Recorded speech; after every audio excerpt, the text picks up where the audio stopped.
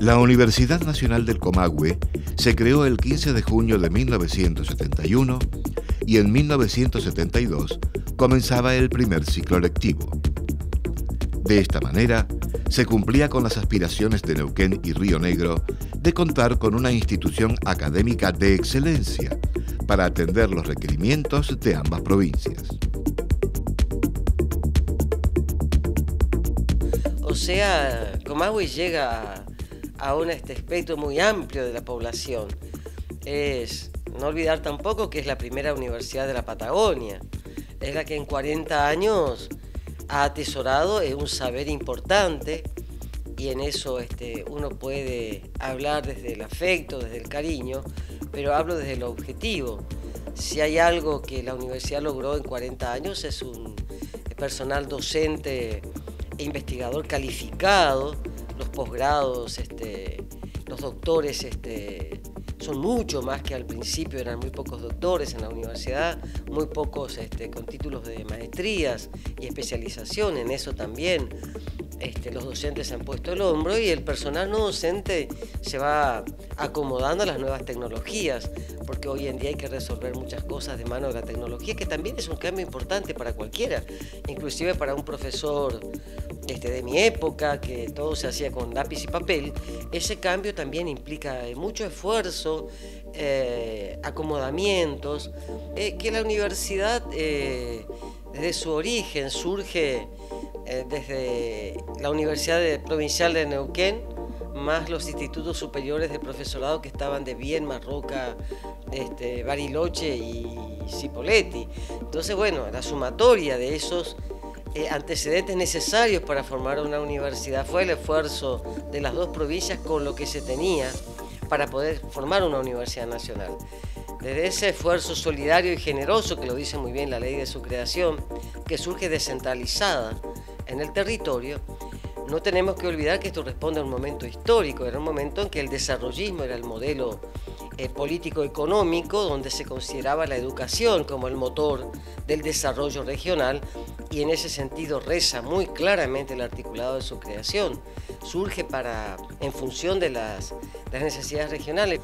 O sea, desde ahí venimos nosotros, desde ese modelo, por eso estamos desde Viedma a Bariloche, y esa es nuestra historia.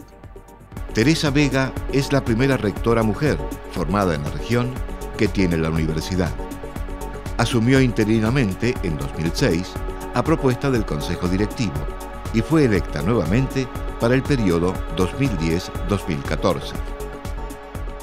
A 40 años pueda tener ya un rector salido de sus claustros, de sus aulas.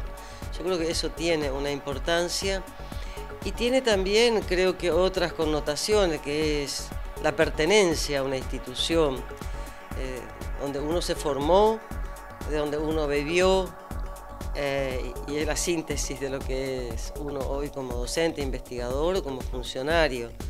Cuando ya era decana, en el 86, la universidad tenía 3.000 estudiantes. Hoy tiene 30.000 efectivos, más 8.000 que ingresaron este año. Es otra universidad.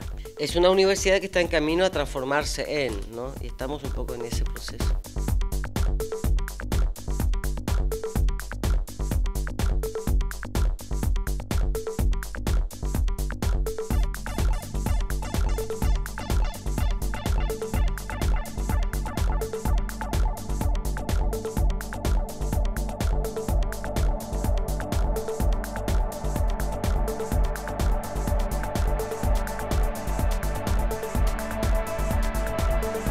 La universidad va transformándose en una universidad grande. De hecho, su expansión territorial es amplia, pero la cantidad de estudiantes, cantidad de docentes, investigadores, números de proyectos de investigación, metros cuadrados que hoy va teniendo, la va transformando en una universidad muy grande. Y eso implica que hay que acompañar con un aparato administrativo acorde, máxime con la informática, la tecnología, y por otra parte también la infraestructura que hay que acompañar para este nuevo proceso. O sea, es un trabajo arduo, un trabajo intenso, pero interesante, porque está hablando del crecimiento, está hablando de una transformación en algo más importante. Su creación se tomó como base la experiencia de la Universidad Provincial del Neuquén y los institutos de Río Negro.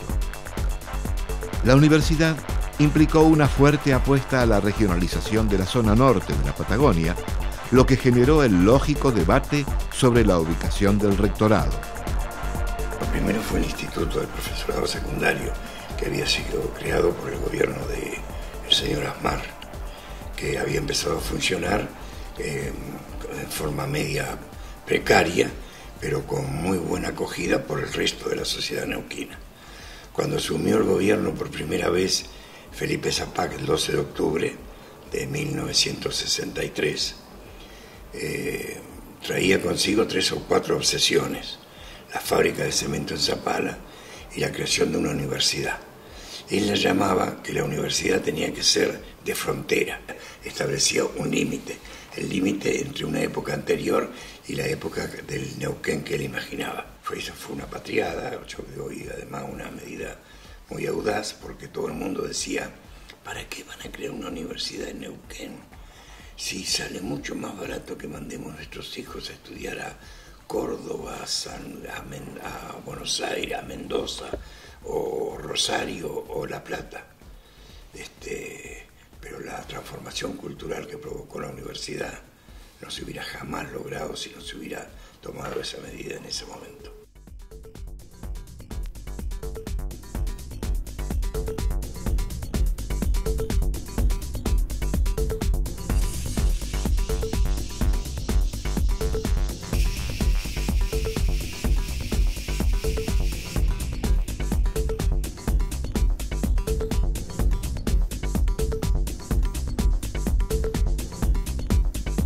Claro, empezó con, trajimos, digo porque yo formaba parte del gobierno de Felipe, trajimos al doctor Enrique Oliva.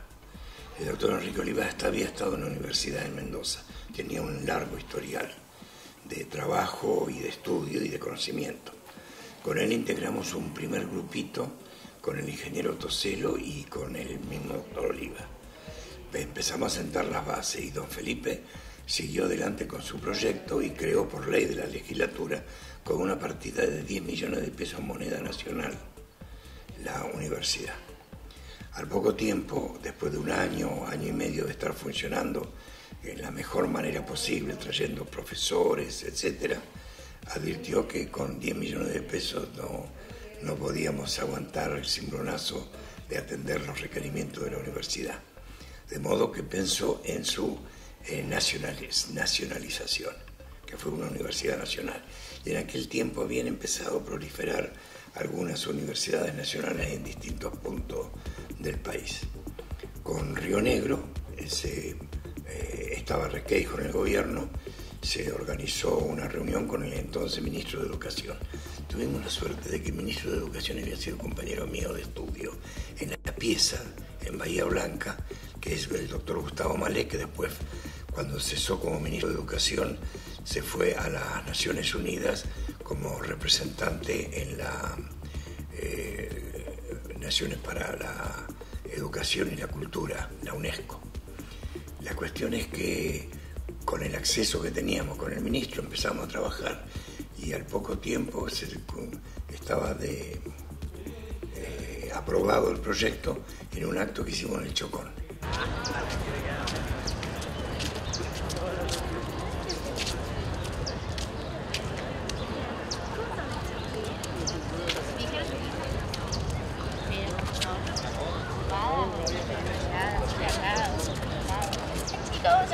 Pero recuerdo yo el acto que fue un éxito por el cual se creó por decreto la universidad y se había traído a un profesor que era Marcelo Zapiola, el primer rector de la Universidad Nacional del Comahue, primer rector. Y así fue como empezó a caminar la universidad, con un éxito extraordinario y con personalidades descollantes desde el punto de vista de la educación y la ciencia. Queríamos que la universidad no fuera una caja de vidrio divorciada de la realidad de la región donde estaba. La universidad tenía que estar integrada a las necesidades de la provincia. El edificio estaba prácticamente terminado. En ese periodo se había hecho ese gran esfuerzo medio como un objetivo a largo plazo. Asentada físicamente en dos territorios equivalentes, la universidad tiene como desafío, en el siglo XXI, acompañar los anhelos y expectativas de la región para seguir configurando una sola unidad humana, social y cultural. Yo creo que los debates que deben venir en una planificación del mediano tiempo es un poco el repensar sus carreras. Nadie va a quedar en la calle porque baje la matrícula de una carrera. Hay que reacomodar y solidariamente de conjunto crear nuevas líneas de trabajo que los debatirá el Consejo Superior llegado el momento. Y bueno, ese es el momento que le va a tocar transitar a esta universidad de acá al 2030, por decirle de alguna manera. Se la pensó en los 70. Se la institucionalizó en los 80 y bueno, en 2030 tendrá que tener un perfil ya definido que es propio de su crecimiento. Pero sí creo que lo sustantivo y lo importante, yo rescato el trabajo de toda la gente que le puso el hombro a ese proyecto cuando esto prácticamente era un páramo. No teníamos aviones ni teníamos internet.